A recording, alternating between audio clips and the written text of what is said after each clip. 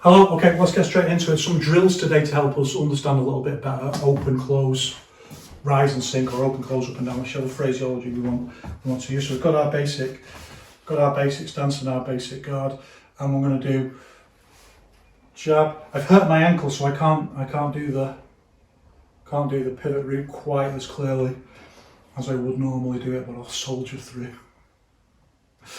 And I'll tell you how I did it. An ironing injury. I just moved funny when I was ironing and something just went in my ankle. I was like, oh my goodness, like it's so painful. Anyway, so look, one.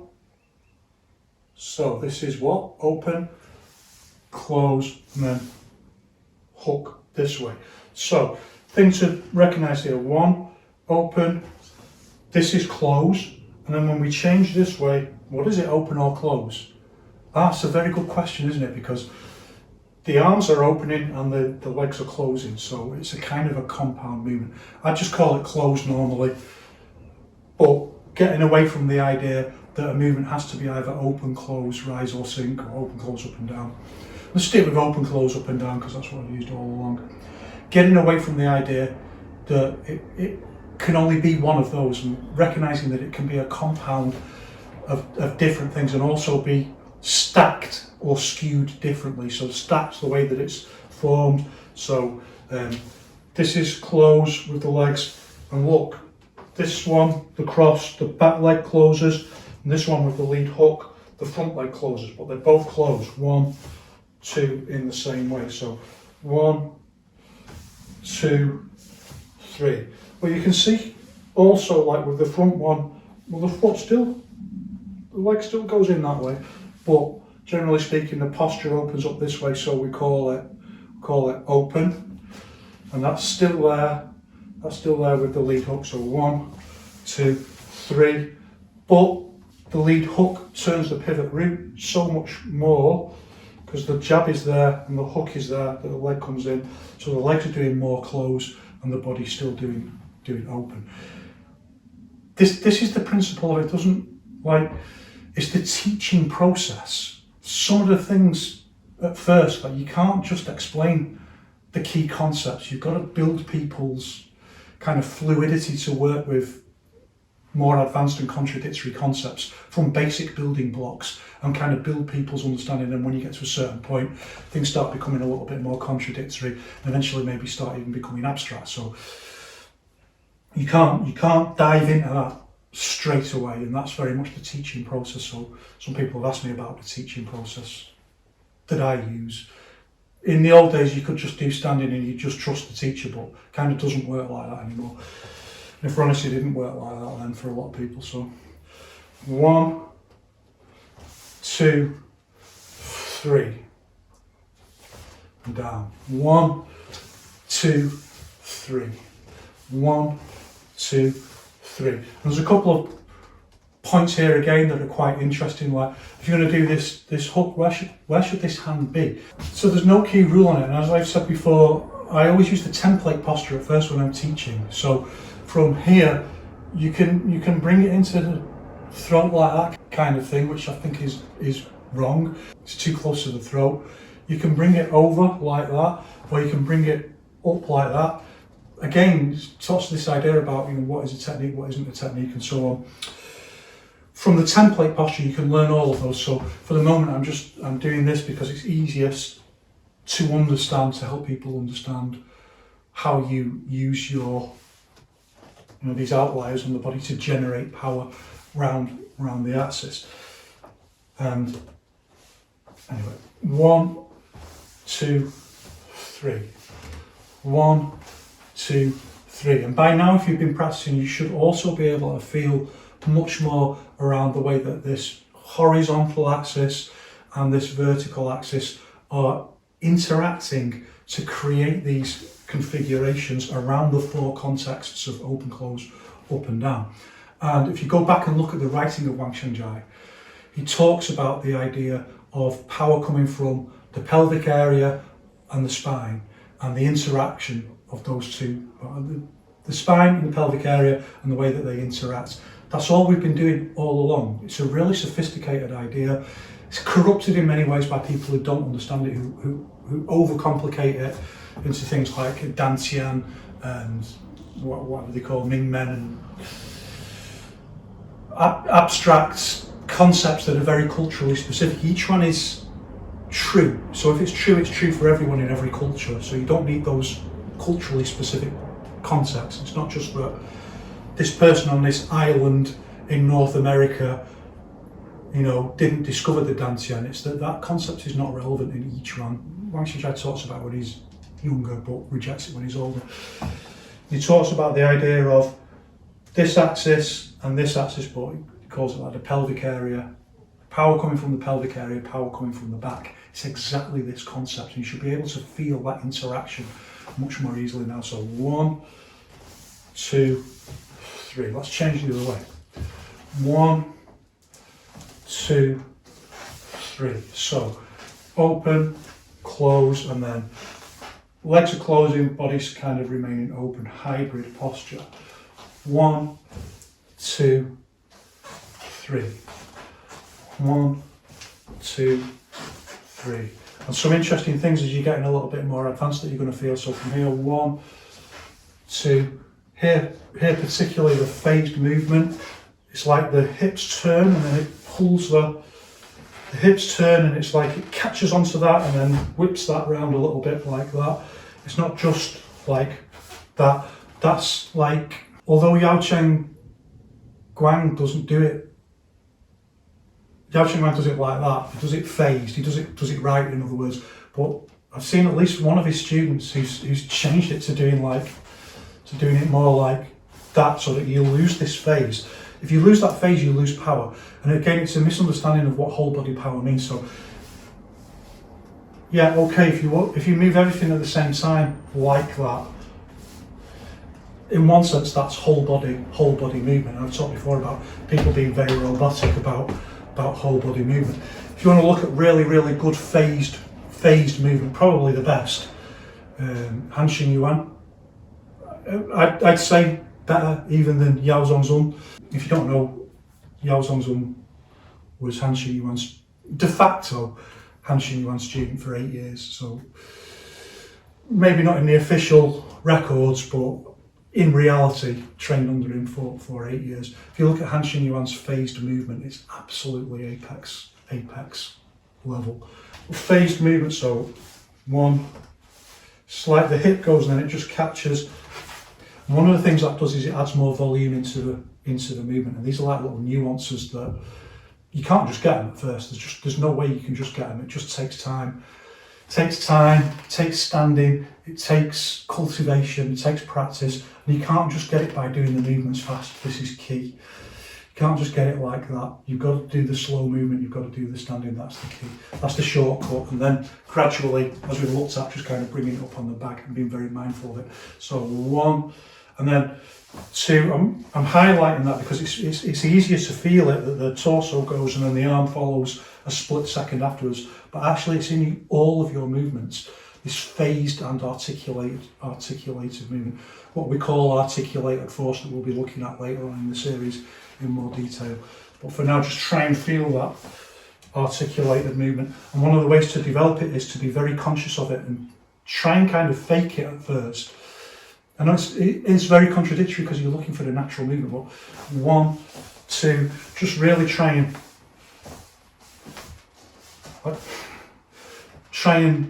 really mindfully and deliberately do it. And this is one of the things we have to do in each one, is bring it up into conscious understanding, conscious awareness of what we're doing, and then let it become second nature, and then just go back into kind of subconscious or unconscious movement. So practice those 8 times. By the way, remember to be really strict about being ambidextrous, and now we'll change to something else. And this time we'll start with that, and we're getting really basic. I'm going to come over with the overhand like that, and we're going to use down, or what in the old days is called sink the chi. Again, you know, it's recognising the real thing. The real thing's more interesting. So all of these ideas like sink the chi, they've been counterfeited by people who were looking for something but they didn't find it. You've got to disappoint your expectations. This is the key, the absolute key. quintessential conceptual skill. Disappoint your expectations. Your expectation that sinking the chi means something like, oh, you've got a dantian and you've got chi and your chi drops and some kind of magical force and people will fly away. People only believe that kind of stuff because they're not fulfilled in their life and they feel isolated and powerless. So they enchant the world with belief in magic. It's as simple as that. Disappoint that expectation. See the real thing beyond your expectation. Yes, you will be disappointed. There may even be a point, like a lull of pointlessness where you just think, well, what's the point? I was into it because of magic. But what you get instead is something so much more. It's like being in love with someone who doesn't give a damn about you, And it's eventually like just accepting that, disappointing the expectation that they'll ever love you, let go of it, and then maybe, just maybe, you'll see the person that, really does love you and, can build something real, becoming like an agony ant. Let go of the fantasy, seek the real. So, one, sink, like that. So this is our kind of hybrid open close, and then drop. This is more straightforwardly closed. We've not got a big open of the chest like that, keeping it quite tight in. And as we know from other videos now, just keeping this kind of tightly knitted posture helps us transmit force. So the way the posture is stacked, we're skewing it forward a little bit and skewing it over to the side a little bit. Using this big pivot root, pointing in line with the strike, and then we're going to change to the uppercut and use up or rise or lift the chi if you like. 1, 2, 3. 1, 2, 3. 1, 2. And the thing to do here is really think about how far over you're leaning. You want to distribute your weight relatively equally, using this leg as a support for the majority of the weight here, and then changing to the uppercut this way. 1, 2, 3. You can really feel these three different postures, this kind of hybrid posture, and then sink, and you can really feel the way that it's skewed over to the side, so it really explains that concept much more clearly. And then lift, and then you can really feel as the horizontal axis pushes forward like that, and the back goes up like that. The way that these two axes are interacting, exactly this thing that Wang Xiaojia is talking about, the way that the back and the hips interact together to create power. So 1, 2. This posture particularly, you can really feel it. And the phase is like the shoulder goes back, and then the hips going that way follow. So it's like this pulls that. Remember Wang Xiaojia saying the movement on the left begins on the right. So the right pulls back, and there's screwing force here, which helps add volume into the posture. The screwing force here, and all of those they make the posture bigger. And by making the posture bigger, they get more power in it. Within like imagine you're in a tube and you can't expand beyond that tube, and everything's got to be in that tube, glass tube.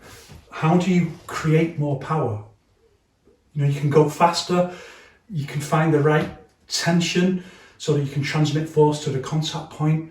But then how do you're going as fast as you can, you're sharp as you can, the tension is just right. How can you add more power? It's a really simple equation. Like there's a guy called Jingyuan Kyoto. He's a historian. He's a professor in China. He's also an Yiquan practitioner. He does loads and loads of research on Yiquan. Really interested. Debunks a lot of nonsense around Yiquan. And he says the nonsense that people talk about Yiquan detracts from the actual genius things that were developed, and that's exactly it. Like thinking about well, how do we create more power here? Well, this is what screwing force is. Like just twisting the arms creates more power, just a little bit more power. But everything twisting and then phasing the movement creates more power. So if you just go, like you see some people moving very robotically, like this kind of movement, and they say, that's whole body. Yeah, okay, that's whole body, but it's a different concept of whole body to phased movement using screwing force. So if you are moving like, it's oppositional force in the way that you're doing that, but it's not phased in the, it's not phased like that. And when you phase movement, you add more power into the movement because it makes the movement bigger. Everything's in a glass tube and everything's within like a very short time frame. Let's say you've got to make your move within 0.5 of a second within the glass tube. For one thing, if you're in the glass tube, you can't just do this every time. You can't do this. When people do that, they have a very wide stance, and I don't understand why that is. So it's just like, it's a kind of each one that you see. People get very upset with me criticising. So what I'm going to say is I don't understand it. I don't understand. I'm not saying it's wrong, I'm saying I don't understand it. Like leading with your crotch first, and then moving like this. But if you're in this glass tube, then you can't do that. So this is what we would call compensatory power, the kind of thing that's used in Qigong. You add a step in to train. It's compensatory power in two ways. One, it makes the posture bigger, so it works moving back in the same way. And it's compensatory power in that if you're going forward, you can get your body weight into it. So it's more than just one thing, it's over-determined. But if you're in the glass tube, let's say, you can't make that step because the glass tube's just around you. You've got to stay within that movement. But you've also got to do it within 0.5 of a second. So this is 0.5 of a second to do that, but it's also 0.5 of a second to do it phased like that. And usually the first, for this movement, like an uppercut like this, if you're just doing it off the spot like that, the first part of the phase is in the shoulders, so it's like different to the, we'll come back to the overhand in a minute. If you just do it off the spot, we use our somatic timing, like that.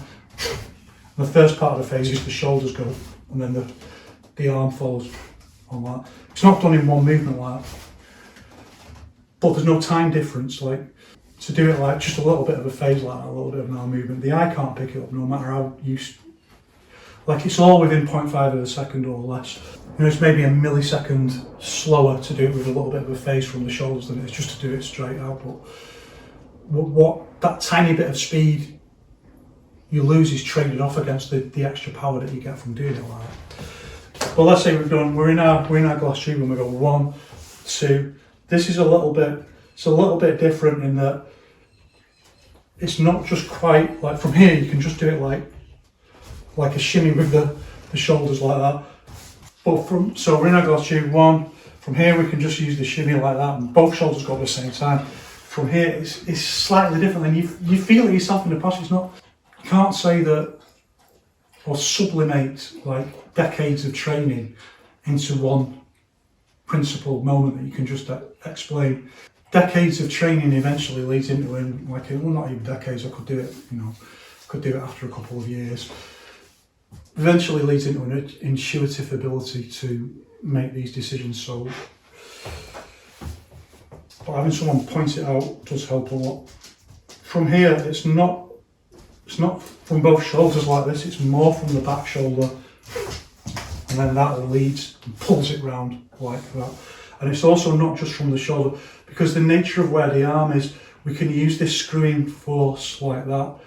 We can use this screwing force from the arm, and the way the arm is situated, like this outlier that we've talked about, that pulls the body around faster like that, and the body whips around faster, and that adds into the power of the punch. And it's not so much that you can't do it like that way, it's just that when you're here, there's another way of doing it which is more powerful, which is this, which is to, like you're pulling something back like that. And there's just a slight phase, so it's a much more advanced concept, but for those who can get it, the shoulder goes slightly first, and then the hand pulls back like that. So from like an off the spot hook like that, both the shoulders go like that, and we get this kind of twisting like that. Both the shoulders go like that at the same time, and stick that on the end. This is like that movement is transferred into the wrist and the shoulder. The movement that was with the shoulders off the spot is transferred into the shoulder and the wrist for this posture because it's more powerful. Whereas if you're just off the spot like that, you're kind of doing that anyway off the spot like that, but you see this distance here to pull back is much shorter than if it's here. You can get a big pull back on like that. So it becomes more economical and makes much more sense to do it this way. Focus on this arm because this arm can get a big pull back now into that, and use that, and it just goes all the way around into the punch connected like that. Whereas if you just straight on like this is just a really small movement, so it is there anyway. It's the same, really it's the same movement, but the emphasis is on the shoulder because we want to get this and this little dip into the punch to add power on it in a different way. And of course this hand is lower as well here, so it's got this big lead up like that, so we don't need to do this little dip that we do here. So even though it's the same posture, an uppercut, the way that remember we talked about the way that a configuration is stacked isn't just static. You know, we can say, you know, Yao Cheng Rong, they do it differently. Yao Cheng Rong cross, you know, the way that it's stacked. You can take a photo like that, but actually stacks are dynamic, so they move, you know, they move and then they're back. So the way this posture is dynamically stacked, this hand is further over, this hand is further away from the target, and you've got this big movement like that you can then exploit to get more power in it. And off the spot like that, you can't, you've got this dip of the shoulder to get the punch in, and you've only got this small movement with the arm. So they inevitably do it differently, and that's all about maximising power, taking advantage of the configuration and the way that it's stacked and the way that it's complementary to the next posture. So that's an idea that we've looked at a lot, particularly in this kind of structural movement paradigm, that one posture lends itself very favourably to the next. So 1, 2 into that. So we're inside our glass tube. We can't use any compensatory force with a step. We can't lead with our crotch for whatever tactical advantage that gives us. So we're 1, 2, 3 in there. 1, 2, 3. 1, 2, 3. And remember, we're using bow all the time, this kind of embrace posture, this roundedness. So we go from just this kind of into, and we inflate into this rounded, springy. This is what Wang Chunjai is talking about, rounded, springy posture. And then the rule of triangles, that there's these triangles everywhere. Why triangles? Why triangular force? Well, let's say it's just these 2 points on the arm. How is that going to be springy on its own? Just my forearm can't be springy on its own. It's got to be part of a structure. Triangle is the most fundamental structure. So we've been talking about the structural movement paradigm. We've talked about triangular force, and Wang Chunjai talking about triangular force and springy force. Triangle is the most basic form of springy structure. 1, 2, 3. If you've got 3 points, then it can be springy like that. If you've just got wrist and an elbow, then it's just a bone. It's just a bone on its own, so you need at least 2. So all these triangles, the same with the leg, you know, a triangle. It can be the knee, the hip, the shoulder can be springy, you know, triangle. And there's these different triangles throughout the body that link together into the whole structure. The triangle is the fundamental unit of your springy structure. That's how we form bow, that's how we form the embrace posture. Even when we do this, it's a triangle, it's a triangle. We can make a triangle between 1, 2, 3 as well. We can do things like hitting with the shoulder like that. And this is it, you know, this is the thing, this is the real thing. So obviously, you know, and it all makes complete sense. So what were we doing? 1, 2, 3. Let's change this one. 1, 2, 3. 1, 2, 3. And we also see now why it's not necessary to practice full power all of the time. To get all these little elements to it, the screwing force that helps add more volume. So, you know, again, we're inside this glass tube. We've got everything right, and we can just add a little bit more on by just screwing the postures around. Then we can just add a little bit more on by phasing the movement so that the different parts of the body go at slightly different times. You can see it, if I really exaggerate it, it goes into this kind of weird, like that, almost dance-like, snake-like movement, but we want it much smaller than that because, so I mean, that's the interesting thing. You will see some people do it like that. You will see some Yiquan people in China do it like that. So you can see that the principle is there. Then it's a scientific argument about, are you overdoing it or is it right? So it can be that Gao Chen is a very good example, so of highly articulated movement. I talk about this in another video, so don't go through rehearse all of that. Gao Chen is a good example of highly over-articulated movement in my view. It recreates this problem of how do we link postures together into combinations. So they might be powerful, but over-articulation, for one, it begins to slow down the movement. So if you start going like that, it slows down the movement when you can just do that. And it slows down the movement too much. It takes it from like a quarter of a second, takes it from teleportation movement into wind-up movement. And this is why, for example, Zhao Daoxin emphasizes teleportation concepts so that we don't fall into the trap of over-articulating our force. So we can do it to demonstrate the concept of phasing our movement, but we shouldn't overdo it. We should bear in mind the idea of teleportation. And why Zhao Daoxin says that is it's more in line with the context of the reality of the fight. And I think, you know, he may have had certain people in mind, you know, for example, Wang Zhuangji, who fell out with a lot of the Yiquan, you know, a lot of Wang Zhuangji's students. So he may have had that in mind, and Gao Chen trained with Wang Zhuangji, so maybe, but Gao Chen did other things as well, where you can see the kind of flavour of the other martial arts that he's done within that movement. But I mean, I really rate Gao Chen, and I've said before, like, you can see when he's doing push-hands, and one of the things I really rate about him is that his students can push him about as well as he can push them about, so it means he's a good teacher. But it's over-articulated, so we don't want that. We don't want it too much. So, but when we do it faster, it's a lot harder to see that the movement is actually phased. But you can break it down like this, like a body popper, very much like. I mean, it's a very similar concept, and I've said before, the difference is body poppers don't have to hit people with their movement, so they don't have to worry about routing, they don't have to worry about the transmission of force to a contact point, and those things radically change the way that you do postures, even without thinking about the context of the reality of the fight. For example, you know, you can think about how to just hit with force, like a lot of Yiquan people do, and totally forget the idea of defence, and then justify that by saying, oh, it's unity of defence and attack. I'll just punch them in the face, and that'll be unity of defence and attack. Or, you know, the thing we see all the time, like where you take down the guard and then you hit in this way. Or your punch comes in and your punch knocks their guard out of the way and punches them right in the face.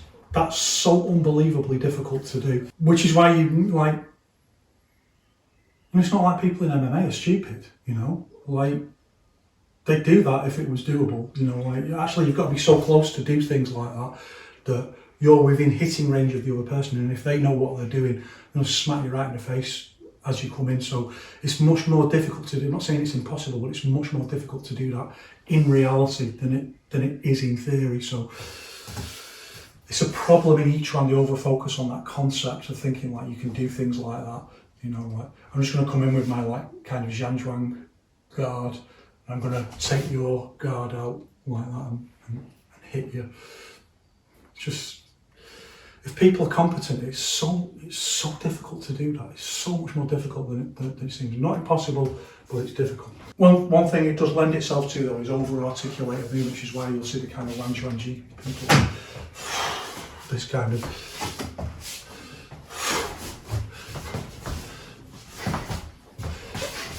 You know, and if you're reasonably interested in Yiquan, you'll have seen plenty of videos like that use this kind of very articulated movement, the big swings, very little hit and stop. So it's a big difference between, and it's very controversial, like the link between Wang Zhuangji and Yao Zhongzhun, story for another time. But you can see that, you know, Wang Zhuangji doesn't have the kind of hit and stop concept in the way that Yao Zhongzhun does, Han Xingyuan does, and they have the same kind of hit and stop concept.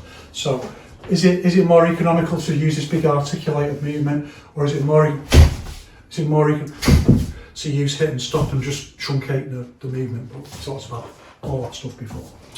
So the movement is phased, the movement uses screwing force, and that adds more volume. Even within your 1.5 of a second, even trapped within your glass tube to develop the power, you can still do that by using all these kind of very sophisticated elements of each one. It's obviously right, it's obviously the real thing, it's obviously correct. So let's change. So something a little bit more interesting, because we can use our concept of hit and flow that we've talked about coming from particularly Tai Chi, not just Tai Chi, but particularly. And from here, one low shovel hook, and we want to punch again to the face. I'm going to do it the other way because my ankle's hurting that one. So one, and then hit again to the face. How do we do that? So this is articulated force, which I'll look at in more detail later on, but I can introduce it now. So one, now the shoulder goes back, Hand really doesn't change its position until it phases back with the shoulder and then out into to hitting like that. And we're going to use quarter rooting with the, so the foot's going to come up, it's going to come part of the way down, and then it's going to go back again like that. And you might ask the question, well, why not just leave the foot up? Why not just go 1, 2 like that? And you know, in the chaos of the moment, you know, you may well do that. It's not about that. It's about training, first of all, training to do it the perfect way. And if we have to adapt it a little bit scruffily in the moment, when someone's smacking you in the face, that's obviously absolutely fine. It's about power generation and recognizing, you know, I've said before, if it was just about some kind of magic force that you inherited from Dharma, some secret skill, for one thing, you'd be able to bloody demonstrate it rather than just slagging off everyone else for not believing that you're a space wizard. But for two, you wouldn't need any techniques at all, would you? Just the moment you step into that realm where you start saying, here's a technique, well then it's open to question scientifically, what's the best way of doing that technique? Is there a better way? Can you create more power? That's the really interesting thing about each one. So one hit, and then quarter rooting goes back so that it can open up again and add more power. 1, 2, 3. So we get this extra little movement on the, to add more power into the posture. So 1, 2, 1, and there's a little, you can see the little phase of the movement. That's not the same as 1, 2, like 1, 2, with the body staying still like that. If you go 1, body stays still, and then the arm's got to come out for one thing, which is a little bit uncomfortable because it's got to come round, and it's got to come round their guard probably. So it's got to go further back that way than maybe it really wants to. Whereas if you just drop with the quarter rooting, it suddenly becomes miles easier, so it's overly determined in that way.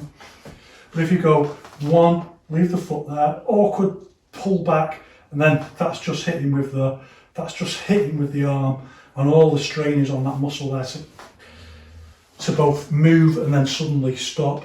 What we want is the whole body hitting it. So again, now moving our understanding forwards into seeing a much more sophisticated concept of whole body connectivity, whole body movement, in that 1, drop, phase back, and then back again, so the whole body can just get that little bit of movement on it, not a little bit of extra power, a little bit of extra zing. So 1, 2, and we want to try and get this phase into the 1, shoulder and quarter rooting go down, look, they go the same side, and then circle, and then back into the punch.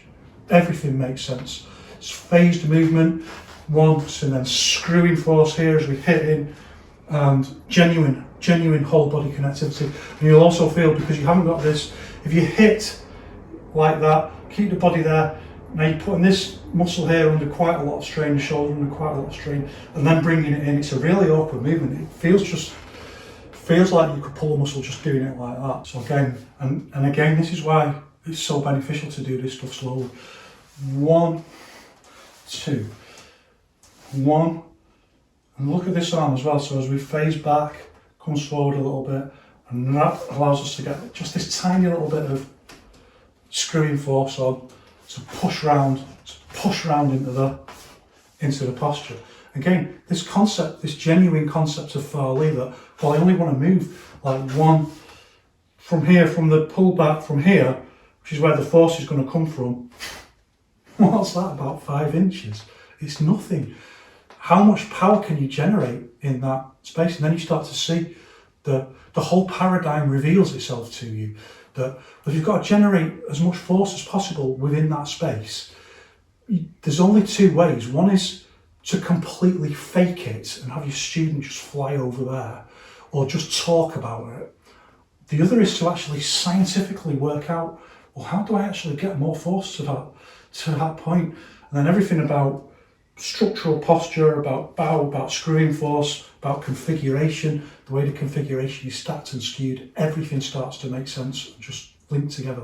Right, it all absolutely makes sense. 1, 2, 1, 2, 1, 2, like that, and just practice. And just like before, once you can get it on the air, then just take it up to the back, doing it really, really light like that. And we've got a video looking at that coming out soon. Okay, we're going great because we're learning loads of stuff. Yes, we are. Don't lie. Yes, we are. Very, very similar idea. But it's like 20 minutes to tea time, so he's bugging me. Very similar idea using the elbow. So remember this idea of concepts within each one. If you learn them in one context, it applies very often in multiple different other contexts. And once you get the concept, then you yourself can unfold it. You yourself can access the infinite curriculum and think, well, if I can do that way, maybe I could do it this way. So here's an example. So we've done that we've just done. Very similar thing for elbow.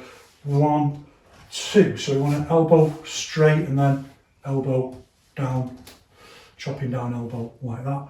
It's pretty much exactly the same principle. 1, 2, 1, 2, 1, 2. And this is very much our hybrid posture. One is kind of open at the top and closed at the bottom. And then the quarter routine brings it back. 1, quarter routine brings it back. 1, 2, and then over the top. The only difference here now is we don't have the same phase in the movement. The reason for that is it's too fast. So even though we're dealing with like quarter seconds and things like that, some movements are much faster than others. So this movement 1, 2, there's just enough room, there's just enough time to get this phase of the shoulder in like that, which is overdetermined for all those reasons that I looked at. For one thing, we don't need to come all the way back to make it easier to hit in. 1, 2, we can even do it hit and stop like that. With the quarter routine that doesn't come back, it just goes 1, 2, like that. It's what we call, don't want to get these people who criticise for having too many techniques, but it's not about techniques, it's about understanding. Anyway, it's what we call tic-toc quarter routine. It's tic-toc, tic-toc, 1, 2. Whereas this kind of quarter routine just returns like that. Like that. It's what we call bounce quarter routine. So we can use hit and stop with tic-toc quarter routine like that. Or we can go 1, 2, like that. The bounce quarter routine is more powerful. I can tell you from doing it on the bag, it's more powerful because you allow your body to come back and you can get more of your body into the posture. Whereas with the 1, 2, like that, that's faster. It's miles faster. The 1, 2, it's miles faster, but it's not as powerful. It's still powerful, but it's not as powerful. So again, we've talked about the idea of compromise. But what you don't need to do is 1, 2, necessarily with the shoulder. 1, 2. You can really reduce that phase. So the shoulder coming back like it does for this 1, 2, like that. You can get that movement much, much smaller. so that it's almost imperceptible. It's just the body comes back like that, and then one, and you can keep this very strong structure like that with the elbow. 1, 2, and you can see probably straight away there's a really good reason for keeping this springy structure strong and not doing too much in terms of phasing it with the articulated movement. And that's that your hand is right in front of your face, and you're assuming that their head is there because that's your target, and that they've only got to push in and your hand's going to go into your face, and in a chaotic moment that's going to happen, you know. So keeping this what's sometimes called a cage in cage fighting, cage like that in front of you. 1, 2, keeping that very strong and kind of losing that articulated movement in the shoulder. So 1, 2, like that. And remember, these are what we call task specific adaptations, and the adaptation might be based on the reality of the context of the fight. It might be based on, well, I'd rather have more speed, or I'd rather have more power, or it might be a combination of those things because there's different reasons. 1, 2, with the tic-toc or like that. I practice both, and it's nice to practice both. Get on a big heavy bag at the gym and practice both. The tic-toc quarter routine definitely looks cooler. Looks cooler and it looks faster. And I've got a video coming out in a few weeks where I'm demonstrating loads of stuff like that. And it empirically looks cooler, but it also has its uses. It's got a lot of really important uses that we'll look at another time. So it's not just about looking cool. And there's lots of reasons why you might want to sacrifice power for speed in that case, and just chasing with the hit and stop. But for boom, boom, for actual power, 1, use the somatic timing, bounce off the target. If you're just doing it on the air, as we've talked about before, you've got to control the shearing forces. You'll feel that in your back, and that's why all the Xingyi masters talk about strengthening your back, and particularly your lower back. 1, because you've got to control it, and 2, it's one of the reasons. 2, it's more powerful anyway. It's more powerful if you do it like that. But yeah, this is our kind of hybrid movement, and this is much more like, it's a hybrid again. So this is a hybrid movement, but then we're hitting down. We're also adding down or sink onto the posture, and that also adds more power in it because you can get a bit more body weight in it. And that, for example, could compensate for if you do the tic-toc quarter routine, because you can use that to drop into the posture. And just to recap, when I talk about these 4 concepts, it doesn't mean that we're not using Hun Yuan Li. Hun Yuan Li is a more sophisticated skill that takes time to develop, but it's perfectly possible to start learning all this structural stuff and use it practically as you develop Hun Yuan Li. So we can look at Hun Yuan Li. It's like everything, there's degrees and degrees of understanding what it is, but in the simplest terms, like the forces in all directions, you know, the arms going back this way, all that's doing is creating more volume, more power on the posture, suddenly expanding in all directions, like an explosion in all directions, like you hear, and then everything explodes in a very small space. But the power's got to be targeted at one point. And for now, we can say that that's Hun Yuan Li, which is kind of how it's usually explained. So that's a kind of baseline explanation. That could be very misleading, couldn't it? I'm not saying it develops into something mystical or something like that, but just more sophisticated use around that concept, and the feelings in the body obviously become more, like everything, it becomes more sophisticated and more involved over time. And then you can do more things and more interesting things, but that's where it is for the moment. So there's a few things to look at. Probably talked more than I wanted to, but you can always do more practice. And like I've said, you can't wait around for other people to show you everything. You can use those ideas, draw them into using different postures, but with the same concepts, and you can explore them. And you can design your own curriculums. And you know, this is one of the ideas we're getting across here. To do that, you've got to let go of the idea that you're training because you want to be part of some feudal lineage. It's not about inheriting. It's not about some kind of feudal lineage or something like that. It's about efficiency. It's about the thing itself functioning correctly and recognizing that you can take control of most of this. And let's say you had all the ability and you just taught yourself. Would that be enough for you? If not, then Wang Xianzai says you're on the wrong path. But having said that, that's something that can come later on, you know, worry about that later on. Anyway, that's it. That's it for this lesson. One love. Catch you in the next one.